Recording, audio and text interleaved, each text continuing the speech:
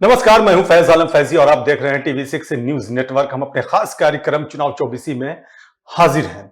हम राजस्थान की बात करेंगे। राजस्थान में 25 नवंबर को 200 विधानसभा सीटों पर एक साथ चुनाव होने हैं, एक ही चरण में चुनाव होने हैं। 9 तारीख यानी 9 नवंबर को नामांकन वापस लेने की आखिरी तारीख होगी। लेकिन सबसे दिलचस्प खबर वहां से यह आ रही है कि राजस्थान में जो बगावती उम्मीदवार हैं वो टेंशन बढ़ा रहे हैं पार्टियों की, खास करके भाजपा और कांग्रेस की। लेकिन इस बीच आपको यह खबर मिल चुकी होगी कि वसुंधरा राजे के करीबी और मुस्लिम चेहरा यूनुस खान ने पार्टी छोड़ दी है, यानी भाजपा छोड़ करके निर्दलीय चुनाव लड़ने की पहले ही घोषणा वो कर चुके थे और अब खबर आ रही कि पार्टी छोड़ दी है। तो ये तमाम खबरें होंगी जिस पर हम चर्चा करेंगे अपने खास मेहमानों के साथ। दो खास मेहमान हमारे साथ जुड़ गए हैं। जयपुर से हमारे वरिष्ठ सहयोगी प्रदीप जुड़ गए हैं। प्रदीप जी, आपका बहुत बहुत स्वागत है। और संजीव श्याम कौशिक जो वरिष्ठ पत्रकार हैं वो हमारे साथ जुड़ गए हैं। संजीव श्याम कौशिक, आपका भी बहुत बहुत स्वागत है। सबसे पहले प्रदीप, आपके पास आना चाहूंगा, क्या है अपडेट्स, चुनावी सरगर्मियां क्या है राजस्थान में? देखिए, कांग्रेस और बीजेपी दोनों ही के बागी खड़े हैं। बीजेपी में करीब 27 ऐसी सीटें हैं जहां पर बगावत जो है वो चरम पे है, जिसमें पूर्व मंत्री राजपाल सिंह शेखावत हैं, पूर्व विधायक चंद्रभान सिंह आक्या है, पूर्व विधायक मदन राठौड़ सुमेरपुर सीट पे है। उसके अलावा शिव विधानसभा सीट पे रविंद्र सिंह भाटी बागी है। उसके अलावा पूर्व विधायक जालम सिंह रावलोत ने आरएलपी ज्वाइन कर ली है वहां पे, हनुमान बेनीवाल की पार्टी। इसके अलावा बहुत सारी सीटें हैं जहां भाजपा को बगावत का सामना करना पड़ रहा है। वहीं दूसरी ओर कांग्रेस के लिए भी मुश्किलें कम नहीं है। दातारामगढ़ सीट पे देखें तो जो प्रत्याशी हैं वीरेंद्र सिंह, उनकी पत्नी जेजेपी से उनके सामने चुनाव लड़ रही हैं। और बाकी जो सीटें हैं, जैसे जयपुर शहर में भी कुछ सीट हैं जहां पे कांग्रेस से जुड़े हुए लोग बागी हुए हैं। यहाँ की सांचौर में बीजेपी के भी बागी जीवाराम है, तो सांचौर में कांग्रेस से डॉक्टर शमशेर अली जो पीसीसी के मेंबर हैं वो भी बागी हैं। तो बगावत जो है वो इवन बीजेपी के लिए बड़े बागी चेहरों में कैलाश मेघवाल का नाम भी है, जो कि पूर्व विधानसभा के अध्यक्ष रह चुके हैं। ये माना जा रहा है कि ये जो 14 के आसपास ऐसी सीटें हैं जहां बागी जो है वो अभी पहले या दूसरे नंबर पे उनकी स्थिति परफॉर्मिंग बन रही है। आगे क्या होगा बीजेपी मनाने में। लेकिन प्रदीप, ये जो खबर आ रही है यूनुस खान के बारे में कि उन्होंने पार्टी छोड़ दी है, निर्दलीय उम्मीदवार बनने की घोषणा पहले ही वो कर चुके थे, क्या है अपडेट्स इस मामले में? जी देखिए, बीजेपी ने एक भी मुस्लिम प्रत्याशी को टिकट नहीं दिया। पिछली बार एकमात्र यूनुस खान को दिया था अपने मूल जगह से करीब 300 किलोमीटर दूर टोंक में, जबकि वो डीडवाना से टिकट मांगे। ये 2018 की बात है। जी, इस बार किसी भी मुस्लिम प्रत्याशी को टिकट नहीं दिया गया। आपको जान के हैरत होगी कि बीजेपी ने जब अंतिम सूची में मसूदा से एक प्रत्याशी को उतारा, आपको आश्चर्यजनक लगेगी ये सूचना, लेकिन मसूदा और अजमेर का जो इलाका है वहां पे एक जाति है मेहरात, काठात और चीता और छिपा, ये 4 सरनेम लगाते हैं। ये लोग हिंदू और मुस्लिम दोनों धर्म का पालन करते हैं। यानी इनके परिवार में एक बेटा हिंदू होता है, एक मुस्लिम होता है, एक बेटी का निकाह होता है, एक का विवाह होता है। हाँ जी, कह रहे हैं दिलचस्प जानकारी दे रहे हैं आप दर्शकों को। तो ऐसे ही परिवार के काठात प्रत्याशी को बीजेपी ने टिकट दे दिया था। वो हिंदू है या मुस्लिम, ये कंफ्यूजन रहा। अंतिम समय में टिकट बदला गया है वहां पे, इसी कंफ्यूजन में। तो बीजेपी किसी कंफ्यूजन में भी मुस्लिम प्रत्याशी को टिकट देने को राजी नहीं रही इस बार, जबकि राजस्थान में 9.5% के आसपास मुस्लिम आबादी है। 4.5% एमएलए मुस्लिम हैं और बीजेपी से फिलहाल एक भी नहीं है। यहाँ 1998 में 13 विधायक मुस्लिम रह चुके हैं पहले। हालांकि इस बार एआईएमआईएम ने भी प्रत्याशी उतारे हैं, लेकिन इतने पुरजोर वो चुनाव नहीं लड़ रहे हैं। नहीं, चलिए जी दोबारा आएंगे आपके पास। संजीव श्याम कौशिक, आपने सुना प्रदीप जी बता रहे हैं कि वहां मुस्लिम प्रत्याशी को बीजेपी ने कंफ्यूजन में भी टिकट नहीं दिया है। कांग्रेस की तरफ से कई उम्मीदवार हैं, मुस्लिम उम्मीदवारों की अगर बात करें, यूनुस खान बड़ा नाम रहा है राजस्थान की सियासत में, खास करके भाजपा की तरफ से। यूनुस खान को टिकट नहीं दिया गया, वसुंधरा राजे के वो करीबी थे, उनका टिकट काट दिया गया, उन्होंने भाजपा छोड़ दी है। ये क्या इंडिकेशन है, क्या दर्शाता है, क्या दिखाता है राजस्थान के पॉलिटिक्स में? देखिए फाज भाई, मुझे लगता है कि 5 विधानसभा चुनाव के जो समीकरण पहले दिखाई दे रहे थे और जिस तरह से उसके जो वोट से पहले के जो दिख रहे थे, उसमें राजस्थान ही एक ऐसा था जिसमें मजबूती से भारतीय जनता पार्टी बढ़त लेती हुई दिखाई दे रही थी। लेकिन इस तरह से कुछ बागी जो बहुत करीबी और बहुत मजबूत, और ये ऐसे मजबूत और बागी जो जीतने की क्षमता रखते हैं, तकरीबन 15 की संख्या ऐसी है जो वसुंधरा राजे सिंधिया के खेमे से माना जाता है। इनको, इनके चेहरे हमेशा उनके साथ भी दिखाई देते हैं। वैसे लोगों का भारतीय जनता पार्टी से अलग होकर के और निर्दलीय बगावत करके निर्दलीय तौर पर चुनाव में कूद जाना एक बहुत बड़ा झटका भारतीय जनता पार्टी के लिए माना जाएगा। यदि वाकई ये मजबूती के साथ चुनाव लड़ते हैं, और उसमें जिस यूनुस खान की आप बात कर रहे हैं वो मंत्री नहीं रहे हैं बल्कि भारतीय जनता पार्टी के काफी कद्दावर रहे हैं, चाहे वो भवानी सिंह की बात कर रहे हैं या अभी मेघवाल जी की बात वो कर रहे थे, कैलाश मेघवाल जो पूर्व विधानसभा अध्यक्ष भी हैं। तो इस तरह के वो तमाम वो मजबूत चेहरे भारतीय जनता पार्टी का खेल खराब करने के लिए काफी हैं। अब भारतीय जनता पार्टी हालांकि शुरुआती दौर से जिस तरह से वो एक वसुंधरा राजे को जिस तरह से इग्नोर करके वो चल रही थी, मुझे लगता है कि उसका खामियाजा उसको भुगतना पड़ेगा। एक तरफ कई लोग तो ये भी कहते हैं कि जहां महिला सशक्तिकरण की बात करते हैं, वहीं पे भारतीय जनता पार्टी जिस तरह से महिला को इग्नोर करने का प्रयास किया, हमने देखा कि किस तरह से खुलेआम मंचों से भी उनको इग्नोर करने का प्रयास किया गया। प्रधानमंत्री के मंचों से भी कई बार इस तरह की बातें देखी गई। तो ये सारी चीजें मुझे लगता है कि ये भारतीय जनता पार्टी के लिए खेल खराब करने वाली स्थिति है। आगे देखिए अभी क्या होता है।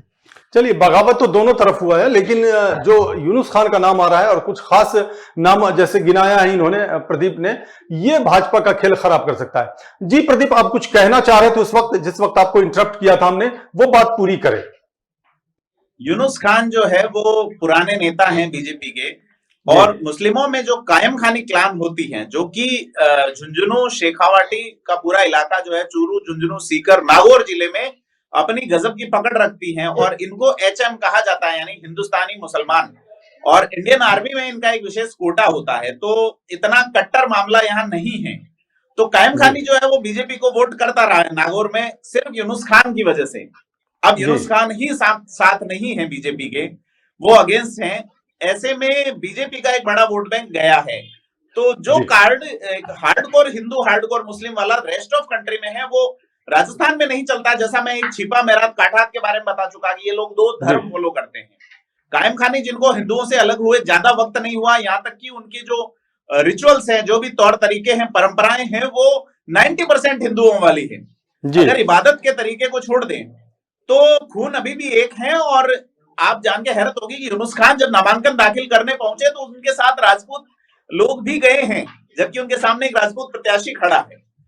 और बीजेपी के वक्त में, अगर बीजेपी की अच्छाई की बात की जाए पुराने समय में, तो यूनुस खान के पास ऐसे मंत्रालय रहे जो कि जनता से जुड़े हुए मंत्रालय थे। कांग्रेस के वक्त में जो मंत्री रहे हैं, मुस्लिम मंत्री, उनके पास वक्फ बोर्ड रहा। यहाँ तक कि अमीन खान तो कहते रहे, मुसलमानों को आप सिर्फ कब्रों वाला डिपार्टमेंट देते हो या पाठ्य पुस्तक मंडल देते हो, उसमें हम क्या काम करें।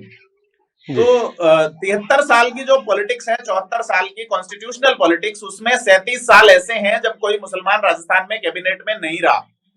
तो एक बड़ा जो माहौल लेकिन प्रदीप, जैसा कि कहा जा रहा था कि वसुंधरा राजे को मना लिया गया है, लेकिन जिस तरह से टिकट काटे गए हैं वसुंधरा समर्थकों के, क्या वसुंधरा राजे अब भी नाराज हैं या वाकई वो मान चुके हैं? चूंकि उन्हें तकलीफ तो होगी ना, जैसे यूनुस खान का टिकट काटा गया, यूनुस खान काफी करीबी उनके माने जाते थे। इसके अलावा जैसे कि आपने नाम लिया, राजपाल सिंह शेखावत का नाम लिया, पूर्व विधायक कैलाश मेघवाल का नाम लिया, ये तमाम ऐसे लोग हैं जो वसुंधरा राजे के करीबी थे, इन्हें टिकट ही नहीं दिया गया। देखिए, अगर टिकट वितरण और पहले की बैठकों की बात देखें तो वसुंधरा राजे को सीधे तौर पे इग्नोर किया जा रहा था, इसमें कोई दो राय नहीं है, आपने देखा होगा। लेकिन जिस तरह से वसुंधरा राजे अपने करीबियों को टिकट दिलाने में सफल रही है, अधिकांश को जी, और अगर 100 से 110 या 90 से 110 के बीच में सीटें आती हैं तो आप यकीन मानिए वसुंधरा राजे का राजयोग एक बार फिर से आएगा।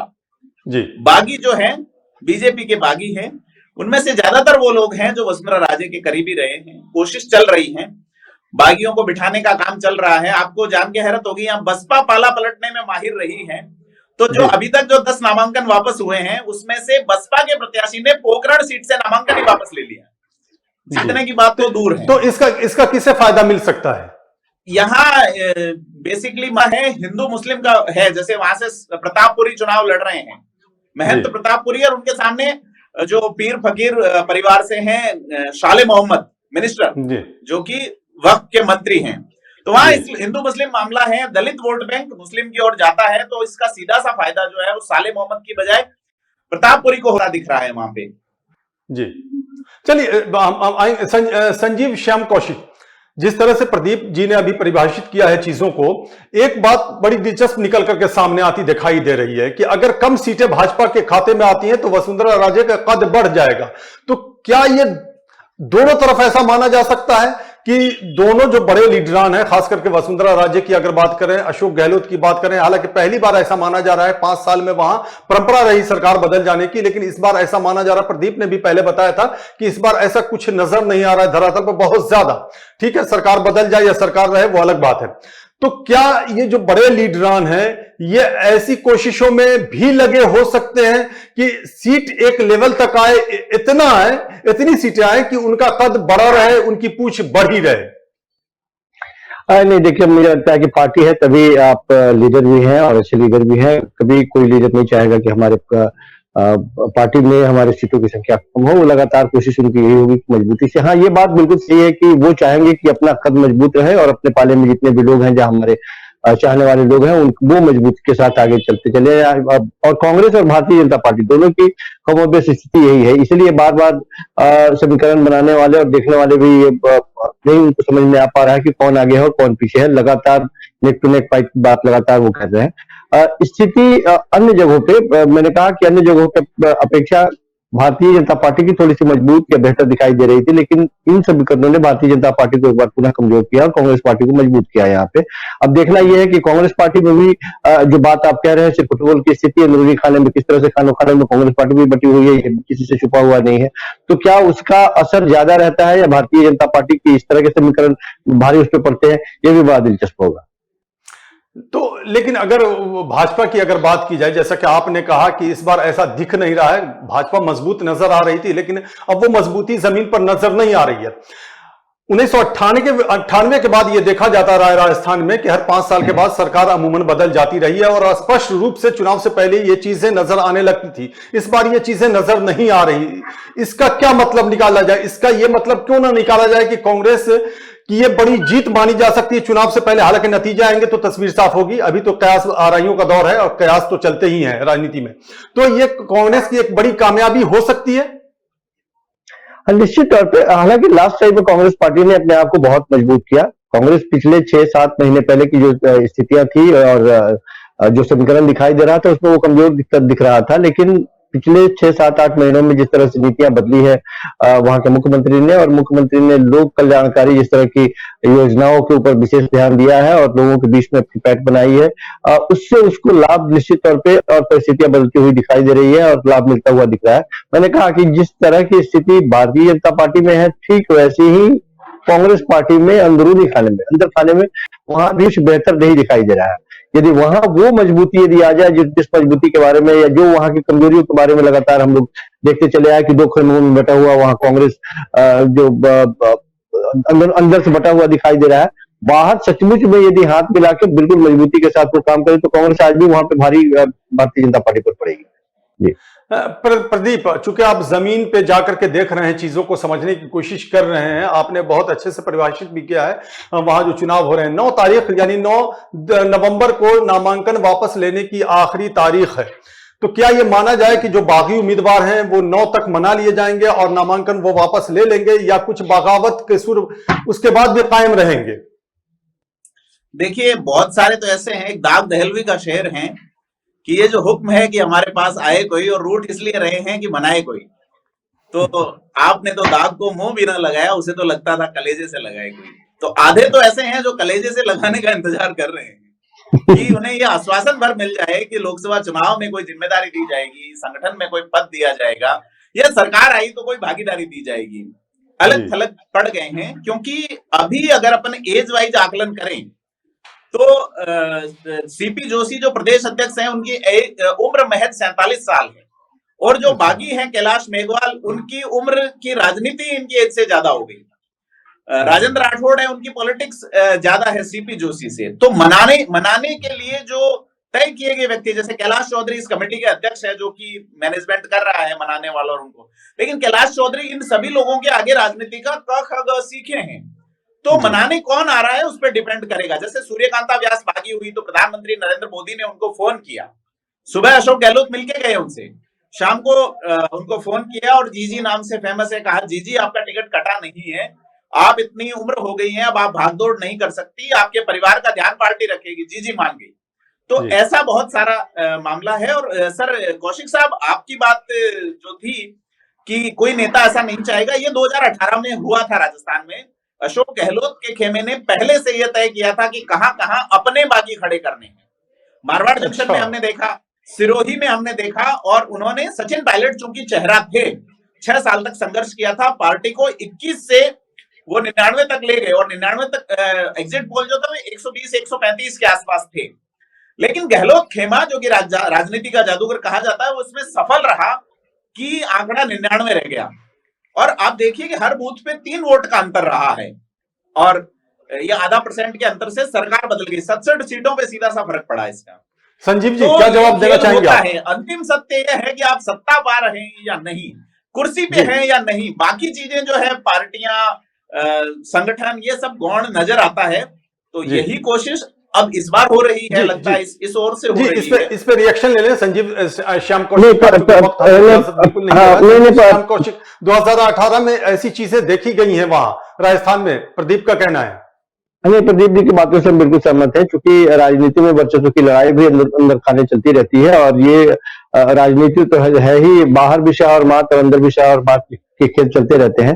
तो अपने हिसाब से, लेकिन मेरा मानना यह है कि सबों के बावजूद पार्टी है तभी नेता है, और नेता कभी नहीं चाहेगा कि पार्टी खत्म हो, लेकिन राजनीति में ऐसे दाव पे चलते रहते हैं, मैं इससे असहमत नहीं हूँ। चलिए, राजनीति है तो राजनीति होगी ही, और राजनीति होनी भी चाहिए राजनीति में, लेकिन सकारात्मक राजनीति हो तो ज्यादा बेहतर है। आप दोनों मेहमानों का बहुत बहुत शुक्रिया हमसे बातचीत करने के लिए और विस्तार से तमाम चीजों को समझाने के लिए। प्रदीप जी, आपका भी शुक्रिया, और संजीव श्याम कौशिक, आपका भी बहुत बहुत शुक्रिया। तो देखा आपने किस तरह से वहां बिसातें बिछाई जा रही हैं। राजस्थान में चुनावी सरगर्मियां काफी तेज हो चुकी हैं। 25 तारीख को चुनाव होने हैं।